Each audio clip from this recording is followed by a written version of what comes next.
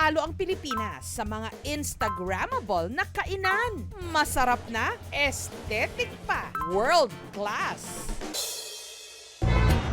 Pero nasa Pilipinas po tayo, kung saan marami tayong mga kababayan, hindi afford kumain sa mga mamahaling restaurant. Gayong pare-pareho naman ang liko ng ating mga bituka na dadayo at pipila kung saan may masarap kahit pa sa mga simpleng barangay.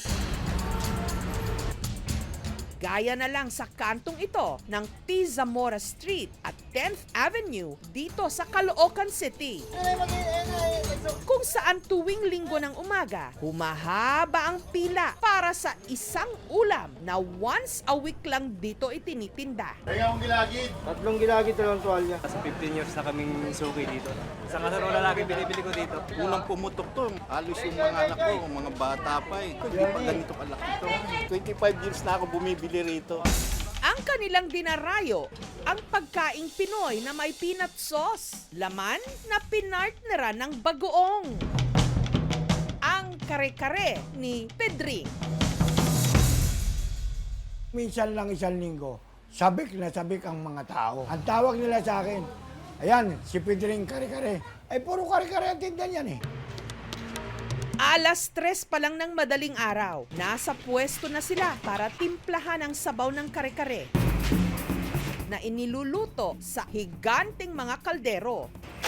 Ang isasahog na karne, maskara o mukha ng baka, laman loob, tuwalya at yung karne mismo ng baka na nakabukod sa kanilang kare-kare sauce.